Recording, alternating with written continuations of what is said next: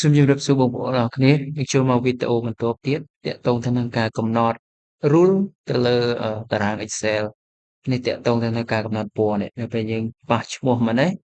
គឺពណ៌នឹងវារត់តាមយើងអញ្ចឹងណាហើយយើងប្រើវាដើម្បីអីនៅពេលដែលយើងត្រូវការ select ទៅលើឈ្មោះណាមួយដែលមានឧទាហរណ៍ថាប្រើសម្រាប់ pro ថ្ងៃខែឆ្នាំវត្តមានអញ្ចឹងឈ្មោះវាវែងបែបនេះហើយបើសិនអានេះតិចយើងស្រួលមើលតែបើសិនជាច្រើនវាតូចអញ្ចឹងគឺយើងពិបាកអញ្ចឹងនៅពេលយើងប៉ះទៅគឺឲ្យវារត់ស្មើនេះគឺយើងដាក់ខុសឈ្មោះដាក់អីអញ្ចឹងណាអញ្ចឹងវាផ្ដល់ភាពងាយស្រួលក្នុងការយើងកំណត់មើលថាតើឈ្មោះនឹងត្រឹមត្រូវនឹងប្រឡោះដែលយើងចុចឬអត់អញ្ចឹងណាយើងចុចកន្លែងហ្នឹងគីឡូយើងបើយើងដាក់ពណ៌គីឡូយើងចុចយើងមើលឈ្មោះនេះគាត់មកនេះគាត់យើងដាក់អត់អីអាហ្នឹងពិបាកដែរអញ្ចឹងណាអានេះខ្ញុំនិយាយទៅលើតែវិស័យអប់រំឯងតាក់ទងទៅនឹងយើងយកទៅប្រើប្រាស់សម្រាប់ធ្វើបញ្ជីវត្តវាអញ្ចឹងនៅពេលដែលយើងចង់ឲ្យវាលោតពណ៌បែបហ្នឹងគឺគេកំណត់យ៉ាងម៉េចអូខេអញ្ចឹងបងប្អូនតាមដានវីដេអូនេះបងប្អូននឹងចេះពីរបៀបមួយនេះបាទអូខេអញ្ចឹងគឺដំបូងគឺតារាងទិន្នន័យបងប្អូនគឺវាមានលក្ខណៈបែបនេះយើងចុចទៅគឺអត់មានពណ៌មានអីទេអញ្ចឹងណាអញ្ចឹងដើម្បីឲ្យចេញពណ៌ជាជំហានដំបូងបងប្អូនត្រូវធ្វើការ select ទៅលើតារាងទិន្នន័យហ្នឹង select ប៉ុណ្ណឹងមកអានេះមាន5 select 5មានច្រើន select ទាំងអស់មានប្រមាណបងប្អូន select ប៉ុណ្ណឹងមកអញ្ចឹងយើងចុចប៉ុណ្ណឹង select ប៉ុណ្ណឹងមកហើយបន្ទាប់មកទៀតបងប្អូនចូលមកកន្លែងមើលកន្លែង home កន្លែងខ្ញុំបើកអាសញ្ញានេះតិចឲ្យឃើញអូខេ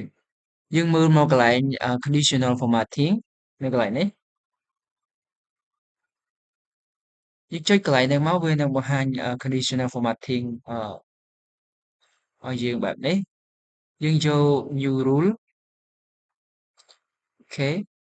ហើយបន្ទាប់មកទៀតបងប្អូនយក use formula to determine which cell to format ចុចអានេះមកក្រោមគេហ្នឹងនឹងហើយបន្ទាប់មកទៀតកន្លែងបន្លោះនេះគឺឥឡូវខ្ញុំបរូបឲ្យបងប្អូនមើលនេះយើងមាន4នេះមានមកផ្ទាំងប៉ុណ្ណេះយើងចុចចូលកន្លែងនេះមកហើយកន្លែងនេះយើងដាក់យើងសរសេររូបមន្តแล้วបងប្អូនសរសេរមកយើងវាយស្មើ row បើកបិទវងខ្ចក់យើងដាក់ស្មើទៀតយើងដាក់ cell យើងបើកវងខ្ចក់យើងដាក់ធ្មេញកណ្ដុរមួយយើងដាក់ row ហើយយើងបិទធ្មេញកណ្ដុរមកវិញបិទវងខ្ចក់អូខេអានេះកន្លែងរូបមន្តហ្នឹងគឺបងប្អូនសរសេរបែបនេះមកហើយបន្ទាប់មកទៀតយើងមើលកន្លែង preview នេះកន្លែង format បងប្អូន click ចំ format ហ្នឹងមកនៅពេលនោះគឺវានឹងនាំយើងមកកាន់កន្លែងនេះអូខេមុនដំបូងបើសិនបើវាចូលមកបែបនេះបងប្អូនត្រូវឆ្លាស់មករកកន្លែង field នេះអូខេអានេះវាមានមក block វាអញ្ចឹងបើសិនមកចូលមកដំបូងវាអត់ទាន់ចេញដល់កន្លែង field នេះទេបងប្អូនយកមកយើងមកប៉ះកន្លែង field នេះមកចេញហើយបន្ទាប់មកទៀតបងប្អូនអាចធ្វើការ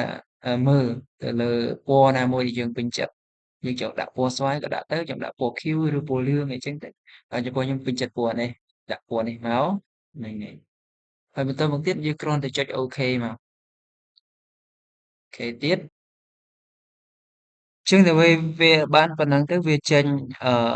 ពណ៌បាននៅទីកន្លែងហ្នឹងទេនៅពេលយើងប៉ះមកកន្លែងផ្សេងវាអត់ទាន់ចេញទេអញ្ចឹងបើវាអត់ចេញពណ៌ដល់នេះទេបងប្អូនត្រូវធ្វើម្ដងទៀតអញ្ចឹងបងប្អូនគ្រាន់ select ទៅនឹងមកអូខេ select ចឹងហើយបងប្អូនចូលមកកាន់កន្លែងsheet ឈ្មោះ sheet របស់យើងចុចឲ្យចំ sheet ដែលយើងបើកហ្នឹងចុច mouse ស្ដាមទៅហើយយកពាក្យថា view code អូខេអញ្ចឹងវានឹងនាំយើងមកកាន់កន្លែងនេះអញ្ចឹងបងប្អូនមើលកន្លែងនេះអញ្ចឹងកន្លែង general ហ្នឹងបងប្អូនយកកន្លែងសញ្ញាព្រួញតូចនេះមកហើយយកពាក្យ worksheet អូខេអញ្ចឹងកន្លែងនេះគឺជាកន្លែងដែលវាឲ្យយើងវាយអញ្ចឹងបងប្អូនវាយពាក្យបែបនេះ target calculate អូខេ target calculate ចឹងមកហើយបន្ទាប់មកទៀតបងប្អូនត្រូវធ្វើអីគេយើងគ្រាន់ចុចខ្វែងមកហើយខ្វែងទៀតមកនៅពេលយើងប៉ះទៅគឺវាដំណើរការឲ្យយើងអូខេថយយើងប៉ះទឹកនេះអញ្ចឹងគឺវានឹង load ឲ្យយើងឃើញទេអញ្ចឹងវានឹង load ទៅតាមអ្វីដែលយើងចង់បានអញ្ចឹងគឺវាមានលក្ខណៈបែបហ្នឹងអញ្ចឹងគឺវីដេអូនេះគឺមានតែប៉ុណ្្នឹងទេហើយសង្ឃឹមថាបងប្អូនអាចអឺ